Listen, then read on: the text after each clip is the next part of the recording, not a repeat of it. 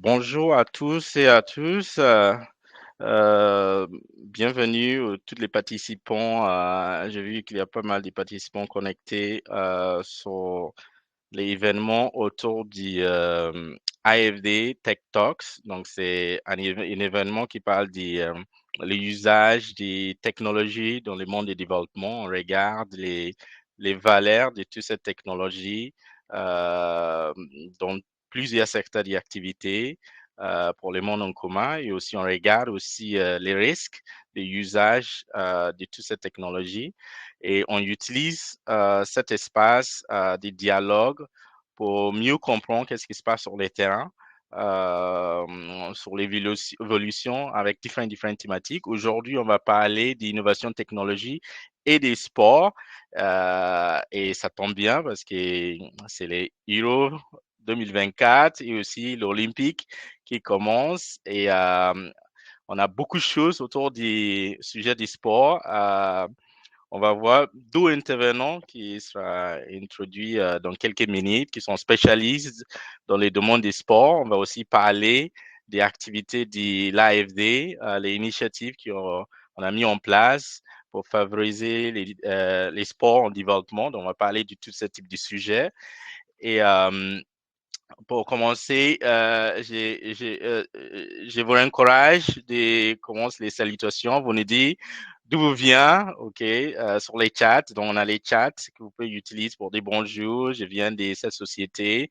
Et l'idée, c'est pour avoir une interaction sur ce sujet et sentez libre de partager vos expériences. Et aussi, c'est aussi une bonne opportunité pour aussi faire monter vos sujets qui est intéressant, vos dossiers sur cette thématique. On va voir comment on peut vous orienter, soit après les discussions, on prend contact avec vous sur ce sujet. Et aussi partage d'autres pensées qui peut-être on n'a pas encore réfléchi pour mieux avancer, pour comprendre les intelligences du terrain sur cette volet. Il y a un bouton de questions, donc vous pouvez utiliser cette question et sentez libre de voter des questions pertinentes. C'est très bien parce que c'est aussi, ça évite de répéter la même question plusieurs fois et on va essayer de répondre à toute cette question. Donc, je vais laisser mon co-modératrice, Anastasia, pour faire suivre suite sur les prochaines étapes de cette discussion.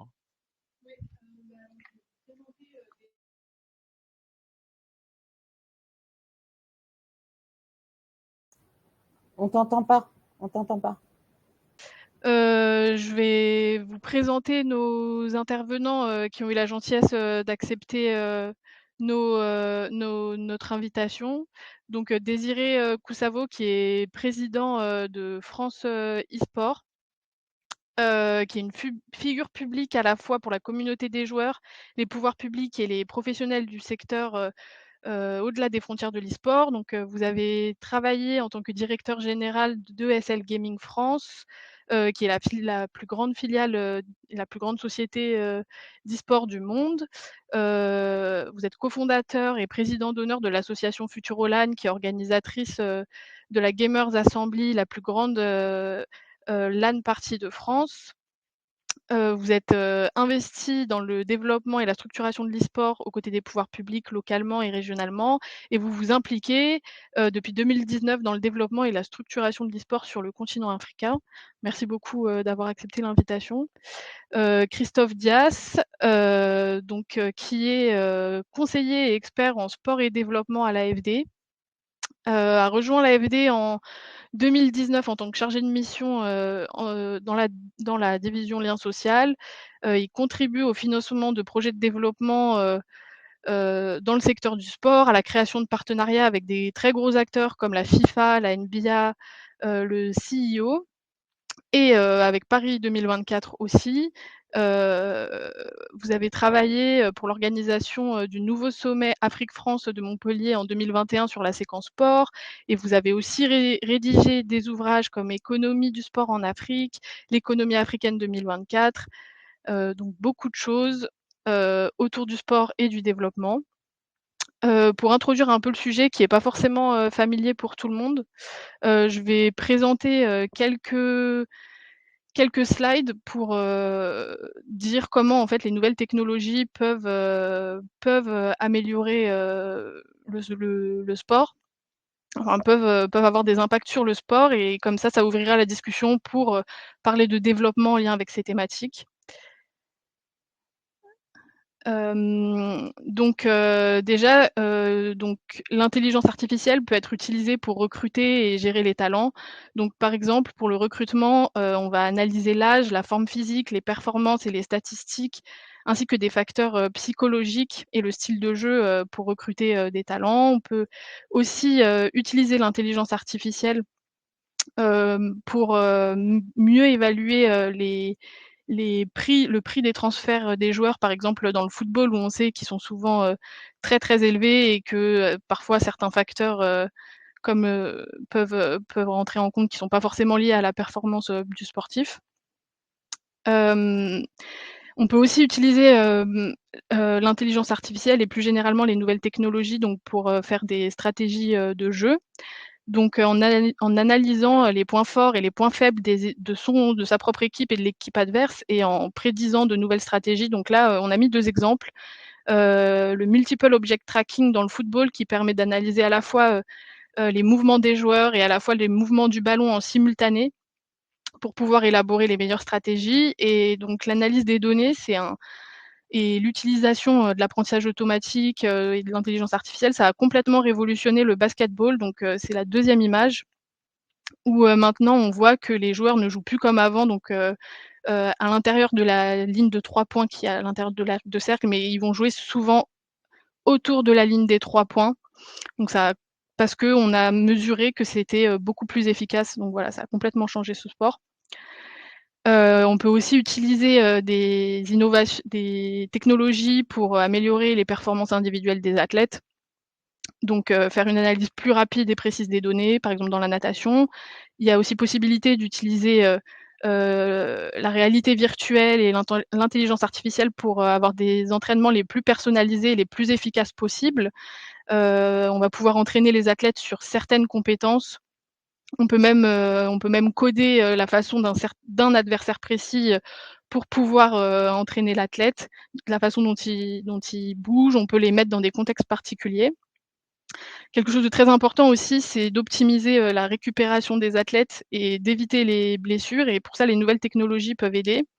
Donc dans la NBA, ils vont mesurer, à quel moment, les athlètes doivent récupérer, grâce à l'intelligence artificielle. Il peut aussi y avoir des protège-dents connectés qui pareil vont éviter les blessures, et qui vont mesurer, quand un athlète reçoit un impact, qui vont mesurer, si l'impact est trop fort, vont envoyer des alertes aux équipes pour éviter les commotions cérébrales et c'est utilisé dans le rugby et la boxe. Les nouvelles technologies peuvent aussi aider les athlètes qui ont un handicap, donc c'est le cas des prothèses bioniques qui permettent des mouvements plus naturels, pour les athlètes. Les drones peuvent aussi aider les athlètes non-voyants ou malvoyants, à être guidés et on a aussi des bonnets connectés maintenant, qui sont équipés de Bluetooth, qui permettent de signaler aux athlètes, qui sont nageurs et malvoyants ou non-voyants, quand ils vont atteindre le bord de la piscine et devoir tourner. Pour l'arbitrage aussi, l'intelligence artificielle peut beaucoup aider. Ici, c'est l'exemple des hors-jeux qui sont un peu difficiles, à repérer, donc on a mis un petit schéma, et qui sont un peu difficiles à repérer à l'œil nu et donc il y a, l'intelligence artificielle qui a été utilisée la première fois en 2022 lors de la FIFA 2022, va permettre, grâce à des systèmes dans le ballon et en captant 29 points sur les joueurs, de détecter et de prévenir les équipes, d'arbitrage quand il y a un hors-jeu et ensuite ce sera vérifié par les équipes, puis par l'arbitre, principal. Et enfin, les nouvelles technologies peuvent permettre des expériences plus immersives et plus interactives pour les fans de sport. Donc il y a eu un partenariat entre Intel et les Jeux, olympiques, Paris 2024, donc qui vont par exemple permettre aux supporters de se mettre dans la peau d'un athlète où on va pouvoir utiliser l'IA et la vision par ordinateur pour analyser les exercices sportifs d'un participant et faire correspondre son profil à un sport olympique, selon ses capacités. Donc voilà cette introduction assez rapide, sur, comment les nouvelles technologies peuvent, améliorer, le sport et ça va ouvrir la discussion, pour nos différents intervenants sur les enjeux de développement, qui peuvent être liés, à tout ça. Merci beaucoup Anastasia pour cette introduction et j'ai déjà commencé à voir quelques réactions sur les chats. Sont libre pour partager vos expériences et qu'est-ce que vous voulez aussi voir sur les terrains ou d'autres opportunités autour de ça dans vos pays, dans vos communautés et on va voir comment l'AFD ou des communautés des bailleurs peut soutenir ce type d'initiative pour avancer et aussi partage d'autres cas d'usage qui n'a pas bien marché aussi. Ça nous permet de aussi apprendre sur cette volet. Donc, on va voir au moins 3 parties. Donc, les premières parties des discussions sera autour des technologies et développement durable. Ça sera abordé principalement par Christophe, mais aussi Désiré peut aussi avoir quelques inputs. On va avoir une deuxième partie sur les données IA et opportunités dans les sports des développements durables et on va aussi avoir Désiré qui va parler, qui va prendre pas mal de leads sur ce sujet, mais après, les deux intervenants vont partager leurs pensées sur ça. Et le troisième volet, c'est plutôt les projets innovants, entrepreneuriat dans les sports pour les développements. Et donc, tout ça, sont libres de poser vos questions en direct avec les boutons des questions et en fonction des questions qui montent, on adapte notre échange avec les questions qui montent. Donc, on va commencer avec Christophe, qui est le chef du pôle du sport et aussi les experts AFD autour des sujets des sports, comme vous avez vu dans les CV qui étaient partagés. Christophe, pouvez-vous nous expliquer comment l'AFD voit le rôle du sport dans les promotions du développement durable? Parmi les initiatives des AFD, je sais que vous avez lancé une initiative géniale autour des sports sports en commun. Parle-nous un peu de tout ce type d'initiative et vous pensez autour de cette thématique qu'on discute aujourd'hui. Merci. Bonjour et merci beaucoup. Alors Anastasia nous a fait une introduction sur l'impact des nouvelles technologies sur le sport, mais plutôt avec un angle sport performance. Je vais essayer de faire la même chose, mais avec un angle sport pour tous et toutes, et notamment essayer d'illustrer son impact sur le développement durable. Alors déjà, quelques mots pour expliquer le contexte, pourquoi l'AFD investit dans le secteur du sport. Donc il faut savoir qu'on partage une conviction, celle que le sport peut être un accélérateur en fait dans l'atteinte des objectifs de développement durable, notamment en matière d'éducation, de santé, d'égalité, d'inclusion, de paix, etc. Donc c'est vraiment, on considère le sport comme un outil, un vecteur pour aller maximiser des impacts sociaux dans les projets dans lesquels nous investissons. Donc ça, c'est la première conviction. Ensuite, il y a un constat, c'est le sport, au même titre que la culture et au même titre que, par exemple, les nouvelles technologies, le e-sport que Désiré va aborder tout à l'heure, c'est un secteur qui a la capacité de mobiliser et de sensibiliser la jeunesse. Donc ça, c'est vraiment un sujet qui nous tient à cœur à l'AFD, c'est comment on peut se servir du sport au service de la jeunesse face aux différents enjeux auxquels ils sont confrontés à l'heure actuelle. Alors, juste pour vous donner quelques chiffres, aujourd'hui, l'AFD, c'est à peu près 200 millions d'euros d'investissement dans le secteur du sport, c'est 200 projets soutenus et c'est à peu près 10 millions de personnes, principalement des jeunes, qui ont été impactés par nos financements autour du sport. Donc c'est quand même des chiffres qui sont intéressants. C'est un sujet nouveau à l'AFD. La stratégie sport et développement a été adoptée en 2019, donc ça fait 5 ans à peine qu'on travaille sur ces sujets autour de l'investissement du sport. Et ce qui est intéressant là-dedans, c'est que en fait, les nouvelles technologies vont venir nous aider à maximiser les impacts en fait dans le sport qui lui-même est au service du développement durable. Je parlais tout à l'heure d'impact sur la santé, sur l'éducation, sur l'égalité, sur l'inclusion. En fait, à chaque fois, sur chacun de ces leviers, les nouvelles technologies vont permettre d'optimiser et de renforcer l'impact de nos financements et du sport. Exemple sur la santé, on parlait de la performance, mais en fait, aujourd'hui, la nouvelle technologie nous permet aussi de suivre des programmes pour réduire l'inactivité physique.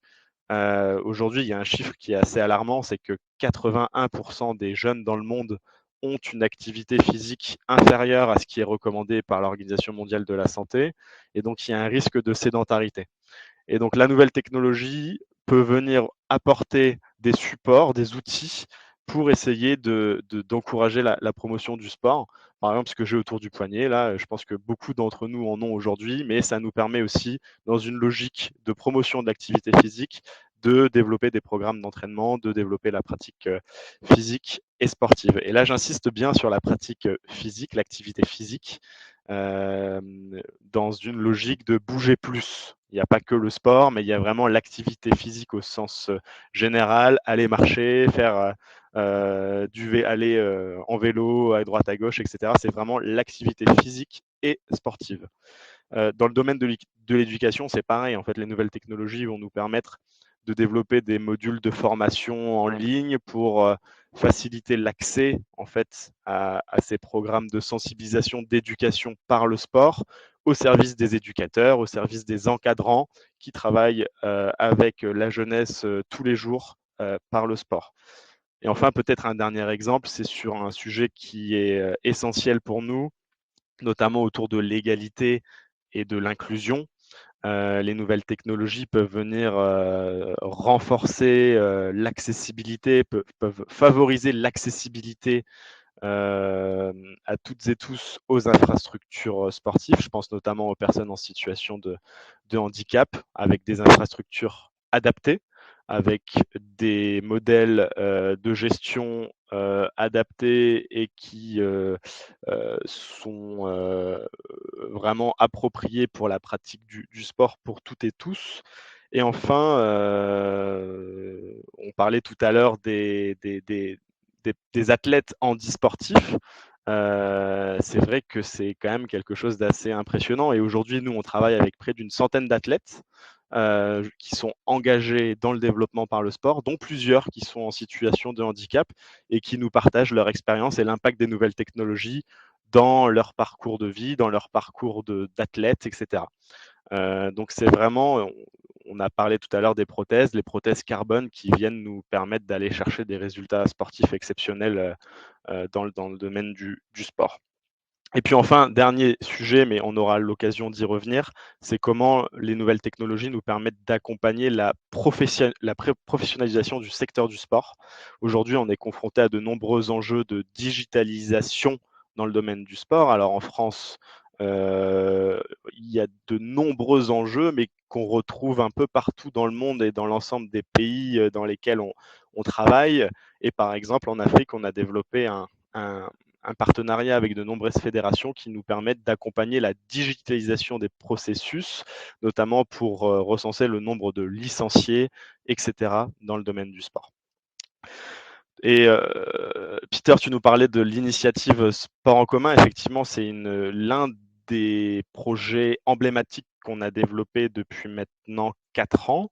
Donc la plateforme Sport en commun, c'est une plateforme numérique déjà d'une part, dont la mission est de connecter le monde du sport avec le monde du financement du développement. C'est d'essayer vraiment d'apporter des solutions financement, d'accompagnement, d'expertise, partager des ressources pour vraiment utiliser le sport comme un levier d'impact social.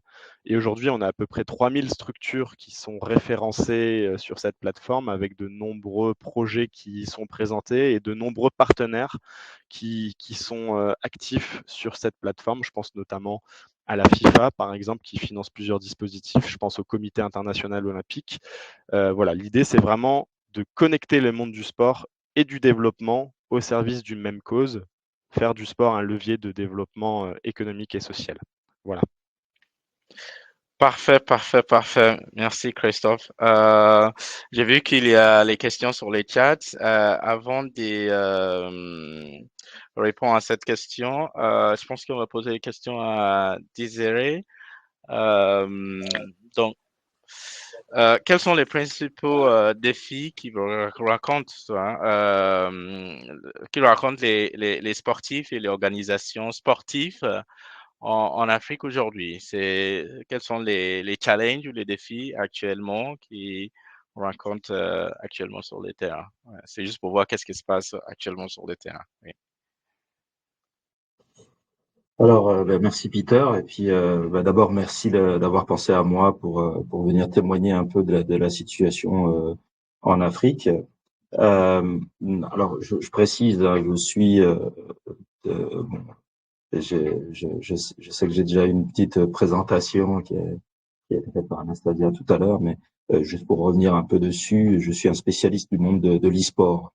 Et je vais juste préciser ce que c'est que l'e-sport, parce que ça, parfois, on a l'impression que c'est évident pour tous, et ça ne l'est pas tant que ça. Donc, avant de m'étaler sur une sorte d'état des lieux de cet écosystème, cette pratique en Afrique, je voulais juste repréciser ce qu'on appelle cette pratique sportive. Alors, l'e-sport, en fait, c'est la contraction de electronic sports, sport électronique, et c'est tout simplement la pratique d'un jeu vidéo compétitif. Alors, qu'est-ce que c'est qu'un jeu vidéo compétitif?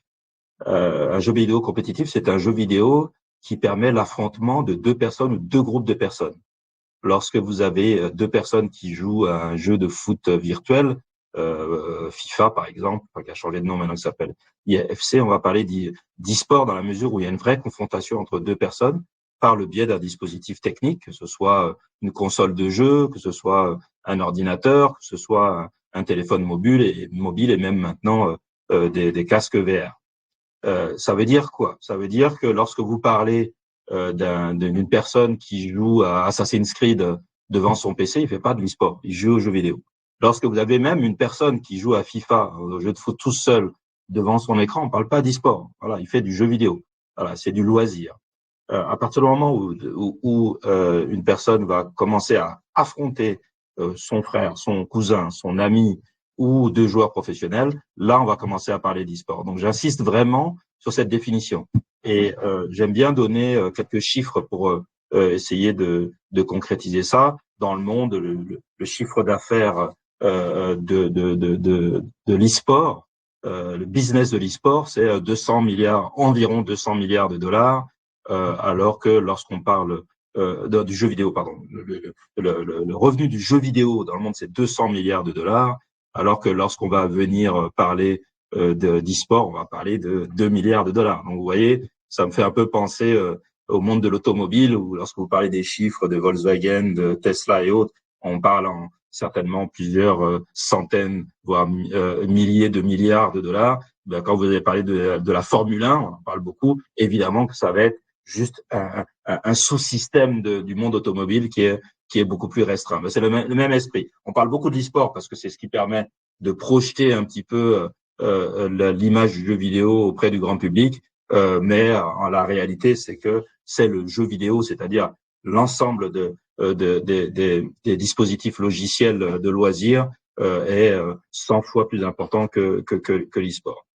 Donc ça, c'était pour donner déjà un petit cadrage. Alors, je reviens juste sur un chiffre qui est important parce que, surtout, comme là, je suis dans les locaux de l'AFD, je sais que l'AFD est un gros investisseur pour développer certaines industries et aussi les industries culturelles et créatives. J'ai eu la chance d'être à Montpellier quand Christophe avait organisé ce grand événement avec l'Afrique. Et il y a un très fort investissement de l'AFD dans les ICC, l'industrie culturelle et créative. Et je voudrais juste faire un petit focus de 2 minutes sur ce que représente le jeu vidéo dans cet univers des industries culturelles et créatives. Retenez bien ce chiffre, 200 milliards de dollars, c'est la valeur du marché du jeu vidéo dans le monde, à rapprocher du monde de la musique. Le business de la musique dans le monde, c'est 25 milliards. 25 milliards. Le marché du monde du cinéma dans le monde, c'est 45 milliards. Là, on parle de chiffres de, je crois, de 2022 ou quelque chose comme ça. Donc 25 milliards pour la musique, 45 milliards pour le cinéma, et le monde de la plateforme, des plateformes vidéo. Donc on peut parler de Netflix, de Disney+, de Prime Video. Voilà, si vous cumulez l'ensemble de ces plateformes, et c'est un marché qui est assez énorme, 80 milliards de dollars. Mais si vous additionnez finalement 25 plus 45 plus 80, vous êtes environ à 150 milliards de dollars. Donc en additionnant la musique, le cinéma et les plateformes, on arrive même pas aux 200 milliards du monde de jeux vidéo. Alors j'insiste, lorsque l'AFD ou n'importe quel investisseur ou financeur va vouloir investir dans le monde des ICC, souvent on va diriger vers, on va dire, ces pratiques traditionnelles que sont la musique, le cinéma ou les séries. Et on va souvent mettre de côté le jeu vidéo alors que finalement le potentiel est juste énorme. Mais je pense que cette chaîne de valeur est moins connue.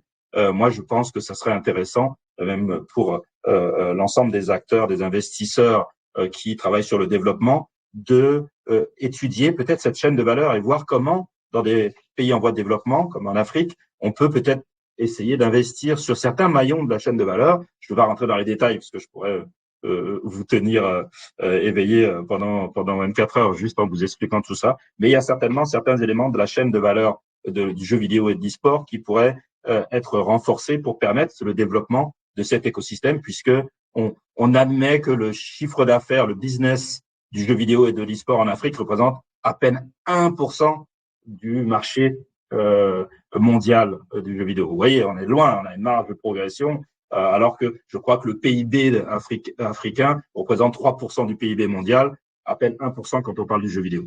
Donc voilà, donc ça c'était juste pour cadrer un peu. Je sais que lorsque je viens dans des institutions comme la vôtre, qui sont des gros investisseurs, c'est important d'avoir les chiffres pour aussi se projeter. Donc maintenant, pour répondre à la question, venons-en, quel est l'état de ce monde de l'e-sport? Je ne parlerai pas du sport parce que je suis pas du tout un spécialiste du monde du sport.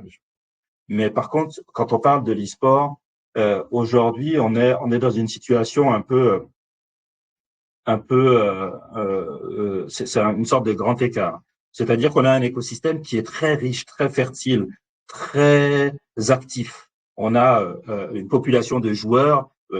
En Afrique, tout simplement, c'est le continent où il y a le plus de joueurs. Après l'Asie, quand même. L'Asie est ramenée, évidemment, au nombre d'habitants à beaucoup plus de joueurs, mais sinon, juste derrière, vous avez l'Afrique. Donc, l'Afrique est le deuxième continent avec le plus de joueurs dans le monde. Par contre, quand on parle du chiffre d'affaires, on est le dernier, et de loin.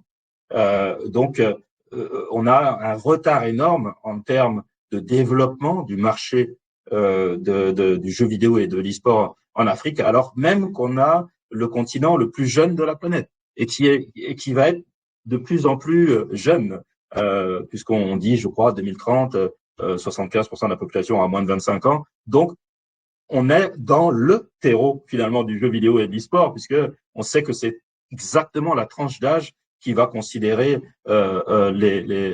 cette pratique. Pour en revenir à la pratique de l'e-sport sur le terrain, sans surprise, vous allez trouver les marchés les plus matures dans les pays les plus développés en Afrique. Afrique du Sud, Nigeria, Maroc, Kenya sont des pourvoyeurs d'éléments de la filière intéressants. Des studios de développement, des pratiquants, beaucoup de pratiquants. Alors pourquoi? Évidemment parce que c'est une pratique qui est très liée au développement des infrastructures, notamment des infrastructures télécom. Et donc forcément, quand vous allez dans un pays comme l'Afrique du Sud ou même le Kenya, qui est très avancé sur tout ce qui est infrastructure technologique, il est tout de suite beaucoup plus facile l'expérience utilisateur pour le joueur est beaucoup plus développée. Donc ça, il y a une partie finalement des réponses au développement qu'on commence à apercevoir. Si on veut permettre le développement de la pratique de l'e-sport en Afrique, eh ben, il va falloir permettre un développement des infrastructures. Et sans surprise, plus les pays seront avancés sur le développement des infrastructures, notamment télécom et électriques, et plus cette pratique pourra être mieux développée. Il y a des pays qui sont aussi beaucoup plus, comment on va dire, interventionnistes. Je prends l'exemple du Maroc, où le roi du Maroc a pris la décision de créer la fédération e-sport locale, la fédération royale marocaine des jeux électroniques, financée par le roi, et donc avec une équipe, cette fédération aujourd'hui a plus d'une quinzaine de salariés, et donc évidemment, le Maroc est en train de se positionner comme le leader continental de l'e-sport grâce à cet investissement qui a été fait par le roi du Maroc, avec aujourd'hui la création d'une confédération africaine, la CDS, qui a été créée il y a un an, au mois de juin l'année dernière, au Maroc, à Casablanca, qui rassemble aujourd'hui 46 pays africains, qui accueille une finale africaine au mois d'août au Maroc. Donc, vous voyez, à partir du moment où on a une sorte d'interventionnisme public, c'est comme le sport. Développer le sport dans n'importe quel pays, et même en France, passe par le développement des infrastructures. C'est ce que les Marocains ont compris, et donc ils développent les infrastructures. Ils ont installé des PC dans tout le pays, dans des lieux d'accueil. Ça peut être des maisons de jeunes, ça peut être, bref, des lieux qui permettent à tous les jeunes d'accéder à des infrastructures. Donc le Maroc est en train de prendre une avance importante. L'Afrique du Sud, étonnamment, ne s'est pas positionnée sur ce domaine-là. J'ai eu la chance, alors moi, je suis pas allé plus loin dans ma présentation, mais effectivement, je travaille sur l'ensemble du continent, où j'ai été en Afrique du Sud, au Kenya, au Sénégal, au Nigeria, au Maroc. J'y vais plusieurs fois par an pour accompagner notamment les institutions, les gouvernements et les postes français, ambassades et instituts français, pour essayer d'accompagner le développement. Et effectivement, lorsqu'on va en Afrique du Sud, on voit bien que les pouvoirs publics n'ont pas de sensibilité particulière, et donc les acteurs locaux s'en plaignent un peu parce qu'ils voient bien ce qui se passe dans les autres pays. Le Sénégal a fait le choix d'investir en créant le CONAPES, qui est une sorte de fédération locale, qui investit dans le développement de la pratique. On a une équipe professionnelle au Sénégal, Solo eSport, dont l'un des joueurs a gagné une compétition internationale à Las Vegas, 50 000 $, c'est toute l'Afrique en a parlé. Voilà. À partir du moment où on a un investissement public ou privé, mais malheureusement aujourd'hui, l'investissement privé est très faible aussi en Afrique, mais on sent bien qu'il y a besoin de ce coup de pouce de départ pour permettre à ces pays de développer cette activité. Alors vous me direz, mais quel est le bénéfice d'investir sur ce type de pratique en Afrique? Je pense qu'on aura le temps d'y revenir au cours de ces discussions, mais évidemment, on parle d'une pratique qui est technologique. Et donc, ça permet à ces joueurs, à ces jeunes, déjà de prendre en main des outils technologiques, que ce soit un téléphone mobile, que ce soit une console, que ce soit un ordinateur. On peut en sourire, mais le simple fait de savoir allumer un ordinateur, lancer un Windows, moi, je considère que c'est déjà une victoire. Et je le sais parce que j'ai travaillé avec l'Institut français en 2022. On a organisé des compétitions FIFA dans les instituts français du Tchad, du Burkina Faso, du Niger, du Sénégal. Enfin, il y avait 5 et du Mali. Il y avait 5 pays. Et lorsqu'on a lancé les inscriptions, pendant 2 semaines, personne ne s'inscrivait, et on a découvert que les gens ne s'inscrivaient pas parce qu'on leur demandait de s'inscrire sur un site internet avec un email Gmail. Et ils n'avaient pas tout simplement. Alors au Sénégal c'est un peu différent, mais Mali, Niger, Burkina Faso et Tchad, la plupart des joueurs ils n'avaient même pas d'email de Gmail. Il a fallu leur apprendre à créer leur propre Gmail et puis pour qu'ils puissent s'inscrire. Et on a eu plus de 400 ou 500 participants. Donc, vous voyez, par le biais de cette pratique, on arrive à faire passer quand même certaines certaines avancées des jeunes, moi j'appelle ça des skills, ça peut être des soft skills ou des hard skills, mais il y a tout, on en reparlera après, mais il y a tout un tas d'initiatives comme ça en Afrique qui ont permis, on s'est rendu compte, qui ont permis de développer des compétences, de développer des opportunités pour les jeunes. Et je pense que c'est quelque chose qui malheureusement n'est pas suffisamment euh, documenté. Voilà. Et je pense que la première des choses, c'est ça. Est-ce qu'on peut pas trouver le moyen de documenter un peu ces expériences, de documenter leurs conséquences, et peut-être que ça permettra de faire mieux avancer cette pratique e-sportive en Afrique, avec toutes les conséquences positives qu'on pourrait imaginer. Voilà. Je n'étale pas plus, parce que sinon, je vais monopoliser la parole pendant toute la journée. Très bien, Désiré. C'est super bien parce que quand j'attends Christophe, il nous avait partagé pas mal de sujets autour de l'importance des sports pour la santé, pour l'éducation, pour l'inclusion et tout ça. Et c'est super bien pour les activités physiques. Et quand je vous attends aussi, on nous parle de l'importance des e-sports et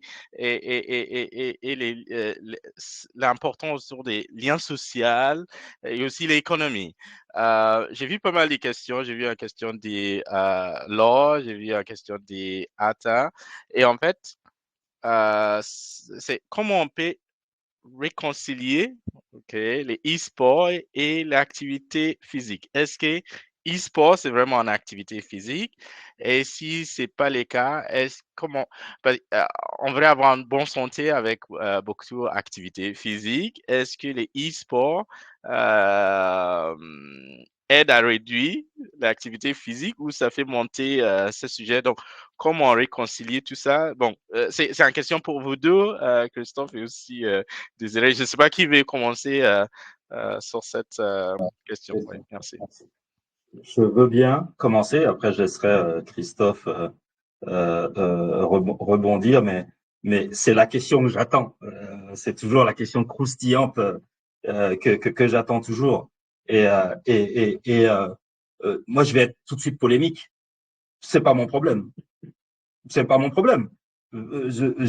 Aujourd'hui, moi, j'ai commencé à organiser des événements e-sport en 2000, ça fait 25 ans.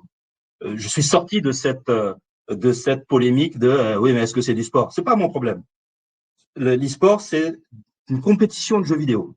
Quand un jeune, il vient faire de l'e-sport, il ne vient pas pour dépenser pour courir un 100 mètres ou pour jouer au tennis. Il vient pour jouer aux jeux vidéo. Donc, c'est pas mon problème. C'est le problème, peut-être des pouvoirs publics. C'est le problème. OK. Aujourd'hui, je suis pas là pour répondre à cette question. On est là pour développer une pratique qui est la pratique e-sportive. Si elle peut permettre de développer une activité physique par ailleurs, tant mieux, mais c'est pas mon sujet. Alors, je sais que il y a des pratiques maintenant qui se développent, où par exemple, ici en France, il y a eu récemment une compétition en région parisienne où pour pouvoir participer à la compétition FIFA, il y avait du 3-3, non, c'est NBA 2K au basket, il y avait ils avaient installé un terrain de 3-3 et puis une console. Et donc, pour pouvoir gagner, il fallait gagner sur les deux terrains. OK, mais c'est pas le sujet. Aujourd'hui, en Arabie Saoudite, il va y avoir la Coupe du Monde, le eSports World Cup, donc la Coupe du Monde de l'e-sport, qui dure 2 mois, avec des champions e-sportifs. Ils viennent pas pour faire un 100 mètres ou pour faire plaisir à la fédération de foot ou de basket. C'est pas mon problème. Voilà. Maintenant, on peut tout à fait imaginer des dispositifs qui vont permettre de favoriser tout ça. Donc ça, c'est ma première réponse. Je sais que ça ne plaira pas à tout le monde. Et une deuxième réponse. Moi, je suis président de Francisport. Nous éditons depuis 6 ans un baromètre, le baromètre Francisport. Je vous invite à aller sur le site de Francisport, france-esport.org, et à télécharger ce baromètre. Donc, il y a 2 ans, on avait inclus tout un paragraphe sur les pratiques sportives et culturelles des joueurs e-sport. Et par rapport à la moyenne des jeunes, les joueurs e-sport pratiquent plus de sport que la moyenne des jeunes. Pourquoi? Parce qu'ils ont cet esprit de compétition. Et on a remarqué que les e-sportifs étaient plus inscrits dans des clubs sportifs que la moyenne des jeunes. Donc c'est cet esprit sportif finalement qui fonctionnent aussi dans l'e-sport. Donc, il faut aussi arrêter d'opposer sport et e-sport. C'est pas parce qu'un jeune passe 4 heures, 5 heures par jour à s'entraîner à FIFA ou à League of Legends ou autre que ça veut dire qu'il est inactif. Parce que aujourd'hui, dans les grandes compétitions e-sportives, dans les World de League of Legends, ces équipes-là ont des programmes d'entraînement. Vous voyez Vitality, qui est la plus grande équipe e-sport française, son centre d'entraînement, il est au Stade de France. Et ils ont des coachs sportifs. Donc attention à ne pas réduire la pratique de l'e-sport finalement à une sorte d'antithèse du sport. C'est pas vrai. Tout est complémentaire, un esprit sain dans un corps sain, blabla. Enfin, vous connaissez l'histoire. Donc on est attention. Moi je dis juste, c'est pas mon problème, mais ça veut pas dire que c'est antinomique. On peut effectivement imaginer plein de choses pour essayer d'améliorer, si c'est vraiment une priorité que cette notion de dépense physique soit dedans. On peut imaginer d'alimenter les initiatives e-sport avec ça, mais encore une fois, je finirai par ça, ce n'est pas mon sujet. Ok, Christophe, je te laisse réagir sur ce sujet. Merci. Désolé, je pense qu'il y a beaucoup de questions, donc on va essayer de toucher toutes les questions qui viennent sur l'étape. Christophe. Alors, moi, j'aimerais aborder cette question sous un autre angle. Parce qu'en posant cette question, ça veut dire qu'on réduit le sport à l'impact qu'il peut avoir sur la santé physique. Or, le constat qu'on a fait au début, c'est que le sport peut avoir un impact sur l'éducation, sur la cohésion sociale, sur l'égalité, sur l'inclusion, sur énormément de choses. Donc, en posant cette question, on réduit son impact sur la santé. Alors, certes, il peut y avoir un débat. Ce n'est pas le lieu ni l'objet de cette conférence. En revanche, ce qui est intéressant pour nous, l'AFD, c'est que parfois, on va réussir à toucher la jeunesse par le football, par le basket, par le rugby, par la danse, par le cirque, et parfois ce sera par le e-sport. En fait, c'est juste un outil au même titre que le basket ou les autres sports. Et donc, nous, on a une approche multisport. Alors, que le e-sport soit un sport ou pas, on s'en fout, tant qu'il peut avoir un impact sur notre public cible, en particulier la jeunesse, les publics les plus vulnérables, comment on peut transmettre des messages, des valeurs de cohésion sociale.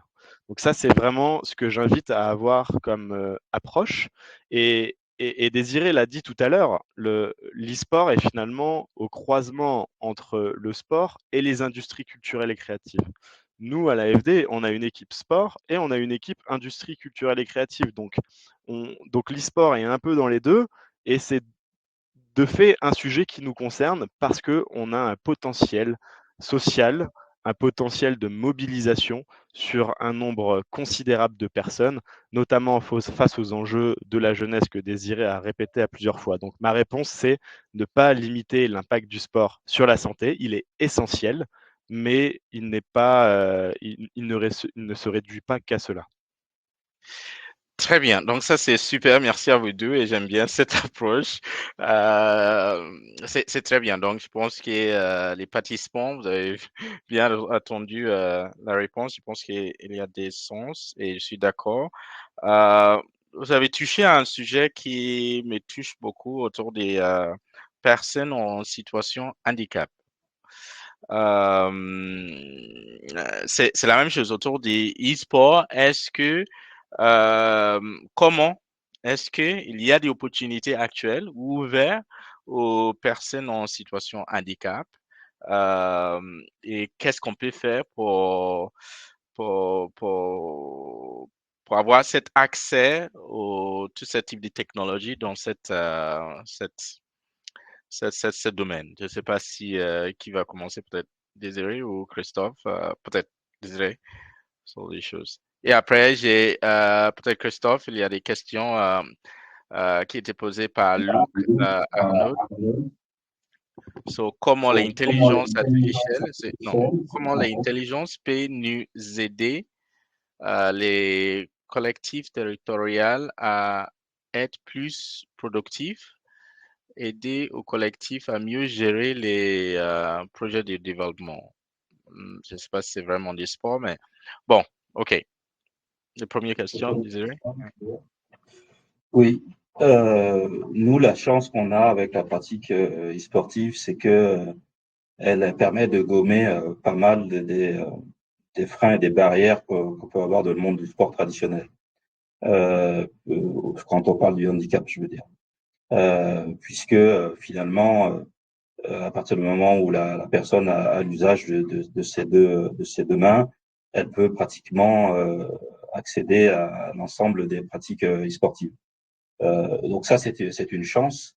Alors évidemment, si on part du sujet Afrique, c'est pas la priorité aujourd'hui des acteurs africains d'adresser ce sujet, mais pour le coup en France, c'est vraiment un sujet qu'on a intégré au niveau de France eSport avec un vrai travail. Alors moi, j'ai la chance d'organiser un événement à Poitiers qui s'appelle la Gamers Assembly, qui est le plus grand rassemblement e-sport français, avec cette année, en avril dernier, 2500 joueurs venus de 18 pays pour participer à cette compétition. 20 jeux différents, League of Legends, Valorant, Counter-Strike, FIFA, Street Fighter, enfin, vous voyez, tous les grands jeux e-sport étaient représentés. Et depuis quelques années, on a fait cet effort d'aménager l'événement pour accueillir des personnes en situation de handicap, alors plutôt handicap moteur, évidemment, mais on pourrait imaginer des tas d'initiatives. On travaille avec des associations qui sont spécialisées un peu dans ces sujets-là. Donc il y a énormément à faire. On est qu'au début finalement de cette prise de conscience, mais de plus en plus d'acteurs et même les développeurs de jeux vidéo font ce qu'il faut pour essayer d'adresser un maximum de freins à la pratique sportive pour les personnes en situation de handicap. Mais globalement, je dirais que la chance qu'on a quand même, c'est que je dirais la pratique naturelle de l'e-sport, donc c'est-à-dire la compétition de jeux vidéo, est assez simple d'accès pour des personnes qui ont l'usage de leurs deux mains, contrairement à du sport traditionnel où évidemment l'intégrité physique est beaucoup plus essentielle pour une bonne performance et une bonne pratique et une bonne performance. Voilà. Super, merci beaucoup sur ça. Il y a sur les questions avant, je pense que c'est autour du e-sport et les santé. Je pense que ça ouvre aussi des pistes pour, comment dire ça, faire des études pour voir pour voir les effets des e-sports dans les santé, les e-sports dans l'éducation, e-sports dans les liens sociaux. Bien que c'est un outil, comme Christophe avait parlé, c'est une des parties dans les industries culturelles. Il y a un vrai impact sur ça. On peut même, avec les avancements des technologies, par exemple IA, il y a les traductions des langues. On peut aussi avoir l'usage des intelligences artificielles pour traduire tout ce type d'e-sport dans les langues locales. Ok, ça peut aussi favoriser d'autres types de populations vulnérables qui voudraient apprendre, jouer et aussi faire un bon lien social sur ce type de plateforme. Donc, une étude autour des impacts des e-sports, je pense que c'est aussi très génial sur cette partie. J'ai vu qu'il y a beaucoup de questions autour des. Je pense qu'au fil et à mesure, donc, plus qu'il vous parle, sont libres de prendre des questions et en gros, Peut-être, voilà, donc, Peter, il y a un sujet qui me paraît important de préciser, c'est exact. celui de la mesure d'impact. Comment les nouvelles technologies vont nous permettre de mieux mesurer l'impact du sport à tous les niveaux, sur la santé, l'éducation, etc. Et en fait, aujourd'hui, dans le secteur du sport, on est confronté à de nombreuses limites d'accès à des datas, à des informations. Désiré a parlé tout à l'heure de ce besoin de documenter. C'est exactement ce qu'il faut qu'on fasse pour essayer de progresser et de révéler le potentiel d'impact du sport. Aujourd'hui, il y a des études assez récentes qui nous ont permis de montrer que, par exemple, 1 euro investi dans le sport, c'est 1,7 € d'économiser dans les dépenses publiques de santé. Donc ça, c'est un chiffre très concret. Alors, ce qu'il faut, c'est essayer de d'aller plus loin. Tout à l'heure, on parlait d'impact du sport sur l'éducation. Très concrètement, comment on mesure ça? Comment on arrive à mesurer l'impact du sport sur l'acquisition des compétences de vie, sur la confiance en soi, sur le développement personnel, sur l'émancipation? Donc aujourd'hui, on arrive à le faire à une échelle projet. Par exemple, je pense à une association qu'on soutient qui s'appelle Play International et qui utilise le sport comme un levier, comme une méthodologie pédagogique. Mais derrière, comment on arrive à aller mesurer les impacts très concrets du sport sur l'éducation? C'est pareil sur le plan économique. Désiré parlait tout à l'heure du potentiel du poids de l'e-sport dans l'économie. Aujourd'hui, le sport, c'est 2% du PIB mondial. D'ailleurs, sur le continent africain, c'est que 0,5%. Donc, on comprend l'espace de progression, le potentiel de progression, de croissance qu'on a sur le continent africain, en plus des caractéristiques démographiques évoquées par Désiré. En 2050, un jeune sur 3 dans le monde sera africain. Donc, c'est vraiment des données qui sont très importantes pour mesurer le potentiel du sport. Et d'ailleurs, je précise aussi que le taux de croissance dans le secteur du sport est nettement plus important que le taux de croissance de l'économie mondiale. Donc le secteur du sport tire l'économie mondiale vers le haut. Voilà. Et enfin, le dernier sujet qui est le dernier pilier, on va dire, des objectifs de développement durable, c'est comment on arrive à mesurer l'impact environnemental du sport, un sujet qui est vraiment d'actualité, notamment en perspective à Paris des Jeux olympiques et paralympiques. Premiers Jeux d'ailleurs durables qui sont alignés sur l'accord de Paris sur le climat. Et là, je pense notamment à énormément d'entreprises ou de startups qui travaillent sur la mesure de l'impact environnemental des compétitions ou des grands événements sportifs internationaux. Il y a pas si longtemps, j'ai rencontré l'entreprise 261 pays qui, par exemple, accompagne de nombreuses fédérations et comités d'organisation pour mesurer l'impact social de leurs compétitions. Donc c'est vraiment, voilà, tout ce que je voulais dire, c'est qu'en fait, ce qui est important, c'est de pouvoir aussi mesurer l'impact social du sport, du e-sport, son impact économique, son impact environnemental, puisqu'aujourd'hui, en fait, on n'est pas suffisamment documenté pour essayer d'avoir une réponse aux débats qu'on a aujourd'hui, mais qu'en fait, qui sont là depuis de nombreuses années. Donc, ce qui est important, c'est de documenter et de montrer par la preuve l'impact que peut avoir le sport. Et sur cette question, Christophe, tu as évoqué le manque de données qu'on a, mais plus généralement sur toutes les innovations technologiques, que ce soit en Afrique ou dans d'autres pays, et que ce soit dans le domaine de l'e-sport ou que ce soit les innovations technologiques dans le sport, quels autres obstacles vous voyez au développement de tout ça? Et est-ce que vous avez des pistes? Alors tout à l'heure, Désiré parlait des problèmes d'infrastructure, des besoins d'investissement, des inégalités entre les différents pays. Est-ce que vous voyez d'autres obstacles et surtout les solutions qui peuvent être trouvées pour surmonter ces obstacles? Oui. Je fais une petite parenthèse parce que j'ai vu qu'il y avait une question et puis après je rebondis sur cette question qui est très importante parce qu'effectivement, bon, le premier réflexe c'est toujours parler des infrastructures, mais il y a tellement d'autres sujets qui sont bloquants et sur lesquels on aurait peut-être même des leviers intéressants. Donc je crois que c'est Mathieu qui posait la question, qui est chez Simplon, que je connais très bien et j'aime cette question. La formation au nouveau métier du numérique est un secteur qui pourrait renforcer le secteur de l'e-sport, par exemple en format des apprentis techniciens support, système réseau pour développer les réseaux.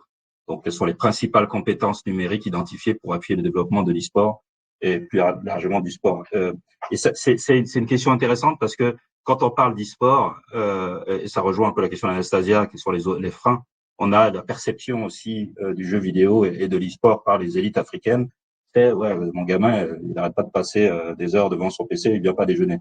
Bon, ben voilà, quand on résume le jeu vidéo à ça, forcément, c'est difficile d'aller s'intéresser au développement de cette pratique et des compétences associées. Aujourd'hui, les métiers autour du jeu vidéo de l'e-sport, c'est des dizaines et des dizaines de compétences.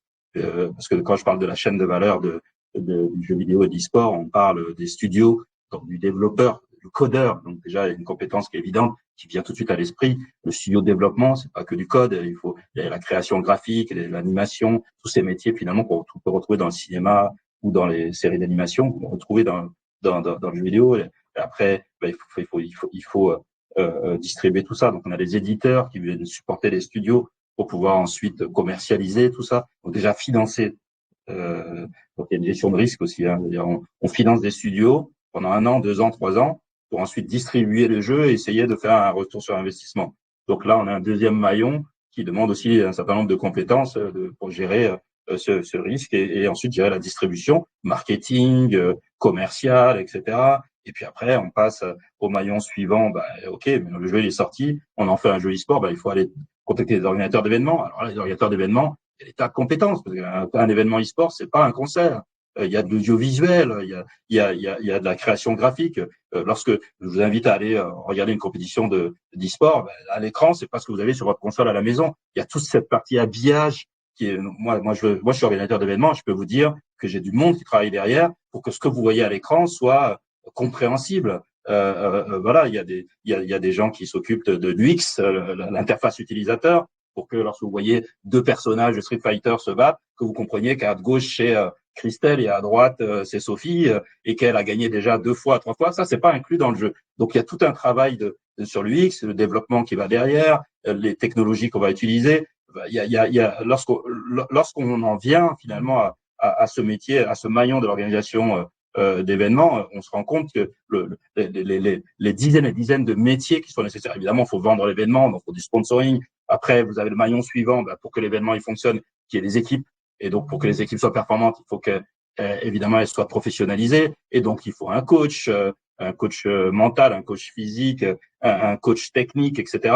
Et donc tout ça avec des outils. Alors les outils maintenant, on parlait d'IA tout à l'heure. Les grandes équipes e-sport maintenant utilisent l'IA pour augmenter, améliorer les performances. Et on l'a vu, hein, il y a eu un bond technologique avec l'IA et on a vu l'effet sur les équipes professionnelles qui ont des techniques aujourd'hui d'entraînement qui s'appuient énormément sur l'IA pour pouvoir optimiser, comme on l'a dit tout à l'heure, comme c'est disait tout à l'heure dans le sport traditionnel. On retrouve évidemment tout ça dans l'e-sport. Et après, vous avez dans la chaîne de valeur, après les équipes, vous avez les joueurs eux-mêmes qui doivent faire appel à des agents de joueurs. Donc là, encore un nouveau métier qui n'existait pas il y a quelques années. Vous avez des agents de joueurs maintenant qui, comme dans le sport traditionnel, doivent commercialiser l'image de leur poulain, de leurs joueurs. Donc, vous voyez, la chaîne de valeur, elle est assez longue et je ne parle pas des médias, puisque évidemment, comme dans le sport traditionnel, ça sert à rien de faire un PSG Marseille si vous n'avez pas une chaîne de télé pour le diffuser. C'est la même chose. Vous avez aujourd'hui plateformes comme Twitch qui sont nos TF1 à nous. Et là, c'est encore des dizaines et des dizaines de métiers pour valoriser tout ça. Et pour en revenir alors au cas spécifique de Mathieu par rapport à Simplon, moi, j'ai eu la chance de discuter avec Frédéric Bardot. On avait travaillé ensemble, qui est le patron de Simplon. On avait travaillé ensemble sur des programmes qu'on visait d'ailleurs l'Afrique, hein, pour essayer d'intégrer l'e-sport comme un outil pédagogique dans les programmes de Simplon. Bon, ça s'est pas fait pour plein de raisons, mais je pense que Simplon, effectivement, est un formidable outil, levier, véhicule pour amener l'e-sport comme outil pédagogique par rapport à la nature de vos programmes. Je pense qu'on est en plein dedans. Système et réseau, oui, mais tout le reste, tous les autres métiers que vous défendez et que vous distribuez, moi je les trouve tellement adaptés à ce qu'on pourrait imaginer autour de l'e-sport. Donc voilà, je voulais juste rebondir sur cette question très très intéressante. Ensuite, pour répondre à ta question, Anastasia, sur les autres freins, il y a des freins. Je vais parler des freins qui me paraissent les plus impactants. On a parlé des infrastructures technologiques, évidemment, électriques et autres. Il y a un frein qui est très important, qui est un frein technique, financier, économique. Aujourd'hui, les grands éditeurs, moi je discute avec Tencent, je discute avec Garena, je discute avec tous les grands éditeurs qui développent des jeux, sont plutôt des jeux mobiles d'ailleurs, sur les jeux qui fonctionnent en Afrique, puisque tous les Africains ont au moins un téléphone mobile, contrairement au PC qui est difficile d'accès, sauf peut-être dans certains pays comme l'Afrique du Sud ou le Maroc, qui ont peut-être un peu plus de moyens, il y a encore. Mais aujourd'hui, tous les éditeurs me disent la même chose. Pourquoi j'irais investir en Afrique sans avoir une idée du retour sur investissement que je peux avoir? Pourquoi? Parce qu'il suffit pas. Alors, je vais le dire ici, mais je pense que vous en êtes tous conscients, comme moi. On parle de l'Afrique comme si c'était un pays. L'Afrique, c'est 54 pays. Et moi, quand Tencent ou Riot Games ou Twitch viennent me voir, ils me disent, bah ouais, mais moi, je veux bien. Mais si j'installe mon serveur au Nigeria, je vais toucher combien de joueurs? Parce que si j'installe mon serveur au Nigeria, je n'ai pas l'assurance que l'infrastructure Internet du Nigeria est connectée à celle des voisins. Donc, je suis même pas sûr que l'expérience utilisateur de mes joueurs africains sera améliorée parce que j'aurai installé un serveur au Nigeria. Contrairement en Europe, où il y a des accords d'interconnexion entre les opérateurs, c'est pas le cas en Afrique.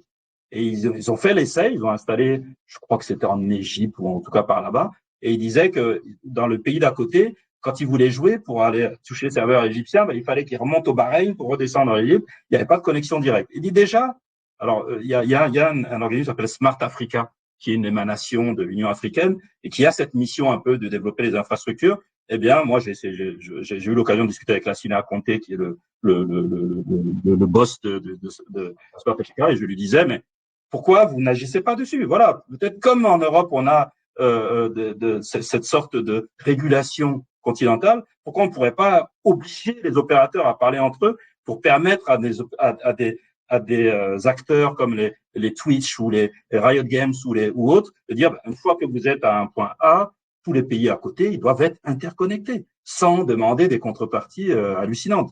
Donc ça, c'est un frein. Un deuxième frein qui est très important, et c'est encore une fois de la régulation, les éditeurs me disent, mais moi, quand j'installe mon serveur au Nigeria et qu'il y a un joueur ghanéen ou béninois qui se connecte, comment je récupère mon argent? Comment est traité fiscalement l'argent que j'envoie au Nigeria? Aujourd'hui, c'est un casse-tête.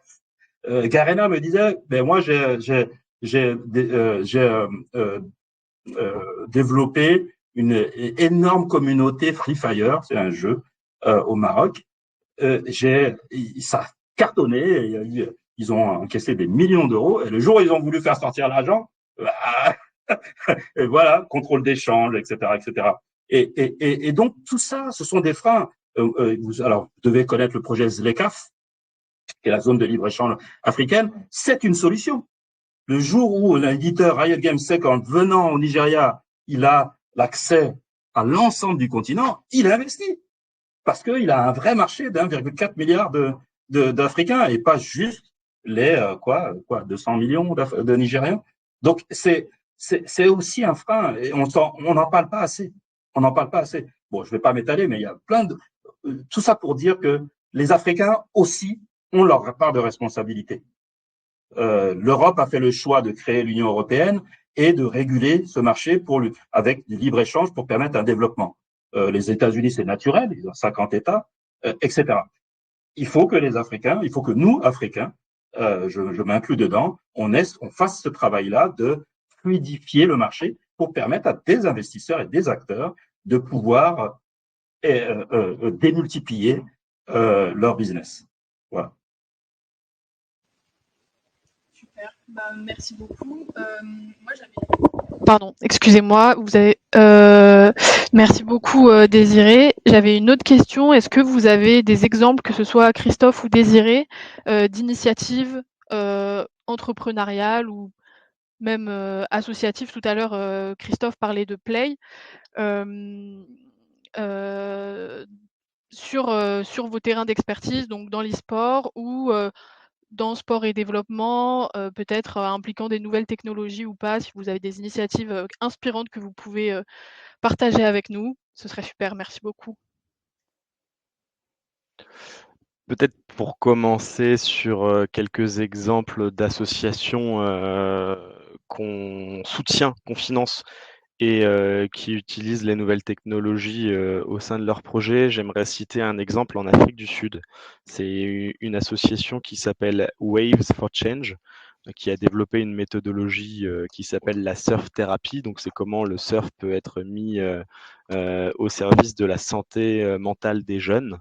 Et ils ont développé une application qui permet à chaque encadrant, à chaque éducateur, à chaque coach de conduire de manière autonome des sessions sport et développement, à planifier des séances avec les participants, pour avoir accès à des ressources, à des méthodologies. Donc voilà, c'est vraiment un exemple qui illustre comment la nouvelle technologie peut venir renforcer des projets sport et développement.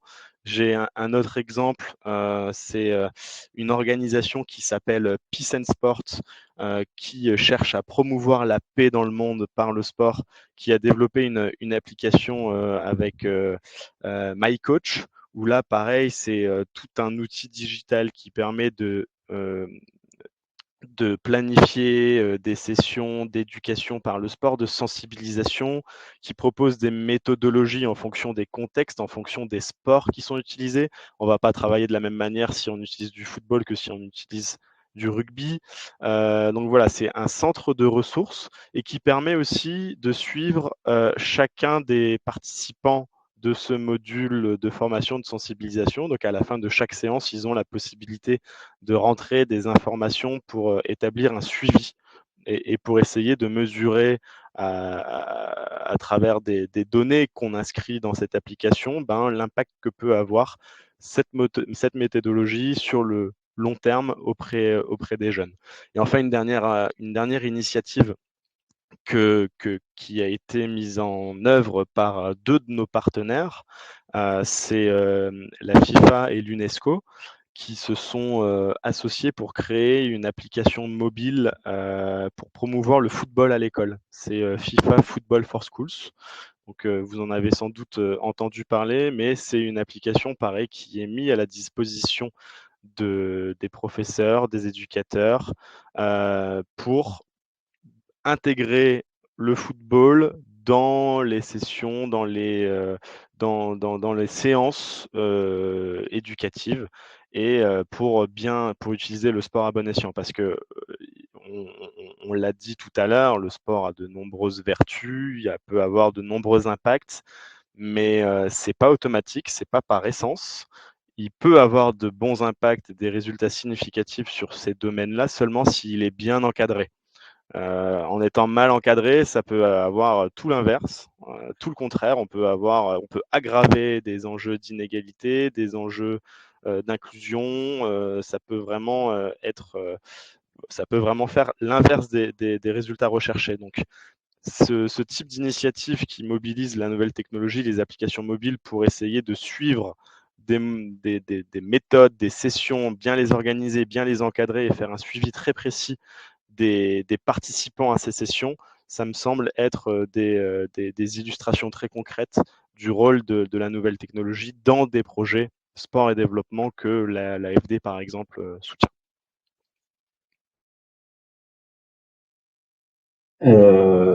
Donc pareil, je vais intervenir sur quelques initiatives. Moi, j'ai la chance d'intervenir dans beaucoup de pays africains. Aujourd'hui, j'ai une quarantaine de partenaires africains dans les 54 pays. Et tous les jours, on reçoit de nouvelles demandes de partenariat pour travailler sur des projets. Par rapport aux discussions qu'on a depuis le début de ce webinaire, moi, je pense à quelques initiatives qui sont assez marquantes. Il y a au Nigeria une initiative qui s'appelle Kucheza, qui est portée par Bukola, qui est une formidable expérience. Bukola, que j'ai rencontré 2-3 fois, a développé une ligue e-sport dans les écoles pour les jeunes de moins de 14 ans, comme ça, ou 16 ans. Et c'est une initiative qui est un peu originale parce que les profs sont mis à contribution. C'est-à-dire que on commence par former les profs. Donc, je crois qu'elle a une vingtaine d'écoles aujourd'hui au Lagos qui participent à cette ligue. Donc les profs sont formés pour encadrer les jeunes et entraîner les équipes. Et du coup, il y en a une ligue inter-école. Et ça fait un petit moment, je crois que la première fois que je suis allé la voir, ça devait être en 2020 ou 2019, ou peut-être 2021, je sais plus. Mais évidemment, il y a une accélération puisque on a remarqué tout de suite que les jeunes, même ceux qui avaient l'habitude de sécher l'école, À partir du moment où il y a la pratique e-sportive, on rate pas les cours, hein. Surtout que c'est quelque part, c'est le fait de pouvoir participer à la ligue, il y a une sorte de reward. Donc, très belle expérience. Moi, je vous invite à aller voir ça. C'est un vrai projet qui permet de mettre des méthodes pédagogiques, puisqu'on sait, comme le disait Christophe tout à l'heure, hein, c'est un outil, au même titre que d'autres pratiques, pour aller capter l'attention des jeunes et leur implication.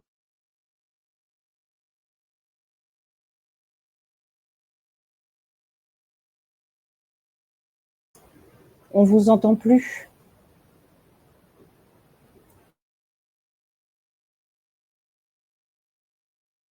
Autorisé.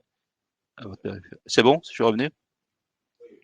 Voilà, donc autre initiative intéressante, c'est celle du Maroc qui, par le biais de sa fédération, a déployé des PC dans des centres de jeunesse, dans plusieurs, je crois que c'est 200 centres de jeunesse, et organisé des sessions de qualification pour un tournoi national dont les finales étaient au mois de mai, là, au Morocco Gaming Expo. J'étais invité par le ministère et donc on a découvert vraiment l'impact pratique. Voilà, les jeunes, un peu comme ils iraient à des matchs de foot dans le club local, bah là, ils allaient dans des matchs de FIFA, parce que c'était le jeu qui est l'un des jeux utilisés pour s'entraîner. Et donc, ça permet aussi d'amener les jeunes dans une pratique encadrée de l'e-sport, comme ça, sur l'ensemble du territoire. Ensuite, deux autres initiatives, je suis obligé d'en parler parce que c'est moi qui les ai portées avec l'Institut français. Première initiative en 2022, les Sahel eSport Champions, dont je parlais tout à l'heure. 5 pays, des qualifications dans les instituts français de ces 5 pays, Sénégal, Mali, Tchad, Niger, Burkina Faso. Une campagne d'1 mois pour inscrire les jeunes. Donc l'accompagnement, là, c'est là qu'on a découvert, comme je disais tout à l'heure, que on pouvait avoir une action de transmission, hein. Donc ils ont tous appris à créer une adresse Gmail. Voilà. Ensuite, on a fait venir les 2 champions de chaque pays à Dakar, à l'Institut français de Dakar, pour les finales. Ça les a obligés. Alors il faut pas évacuer aussi tout ce qui est périphérique à la compétition elle-même, puisque j'ai fait appel à chaque fois à des opérateurs locaux, c'est-à-dire à des organisateurs locaux. C'était des professionnels ou des associations.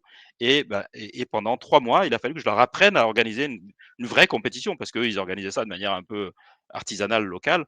Et nous, on leur a apporté ce savoir. Donc la transmission, elle n'est pas qu'au niveau des joueurs, elle a été aussi au niveau des organisateurs. Et ensuite, on les a fait tous venir à Dakar. Et certains des joueurs et même des organisateurs n'avaient jamais pris l'avion de leur vie. Et ils sont venus à Dakar. Et quelque part, ça ouvre le chakra. Et on a tous les jours, on déjeunait et on dînait ensemble. Et c'était pas du tout prévu. Et une représentante, Anna, de l'Institut français qui était là.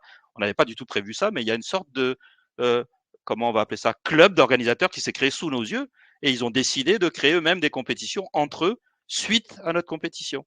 Voilà, donc ça a un impact. Voilà, on a amené une certaine dose de professionnalisation. Évidemment, les joueurs, ça ouvre aussi l'esprit, hein.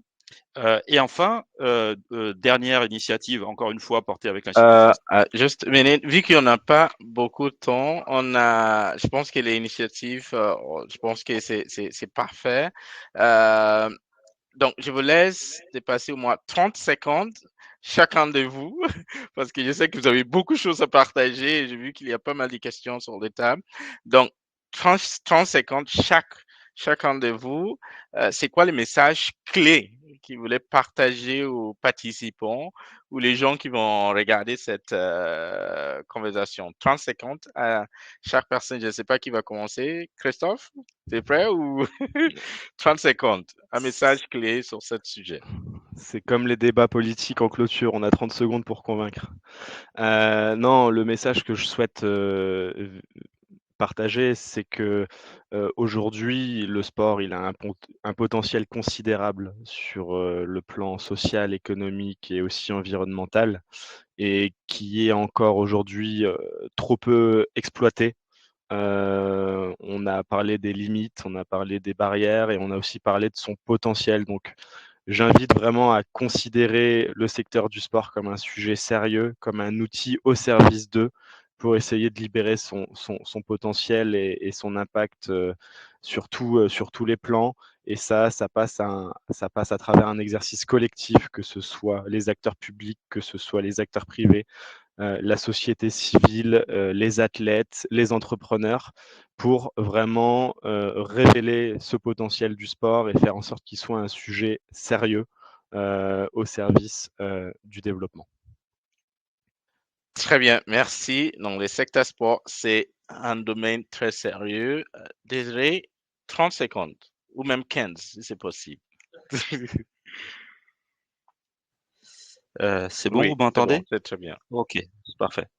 Non, non, moi, je dirais, enfin, on en a déjà suffisamment parlé, mais je pense que le principal levier de tous ceux qui sont autour de la table, c'est juste de s'y intéresser. Voilà, je pense que à partir du moment où on s'y intéresse, on découvre toutes les opportunités. C'est vrai, et je discutais hier avec l'université Mohamed VI à Paris, et eux aussi c'est un sujet qui les intéresse. C'est vrai, ce qui nous manque, c'est de la data, c'est la documentation. Donc peut-être qu'on pourrait déjà démarrer par là. Est-ce que demain on peut imaginer une étude qui durerait 6 mois et qui permettrait de remonter un peu toutes ces informations, que ce soit le nombre de joueurs, le nombre d'acteurs, le nombre d'initiatives, les chiffres aussi de retombées économiques. Il y aura tellement de choses, et je pense à faire pour pouvoir ensuite disposer d'une sorte de cartographie et de livre blanc, et du coup de revenir vers vous avec réellement de la matière, quoi. Voilà, je milite pour Très ça. bien. Bon, merci beaucoup. On a pris note à tout ça. Je voudrais me remercier vous deux et aussi mon co-modératrice sur ce sujet. Et je voudrais aussi dire merci à Sylvie, Delphine et Samantha d'avoir organisé et passé aussi dans les backups stage pour nous aider à monter cette Tech Talk. Merci beaucoup et bonne journée. Merci beaucoup. Ouais, merci à tous. Au revoir.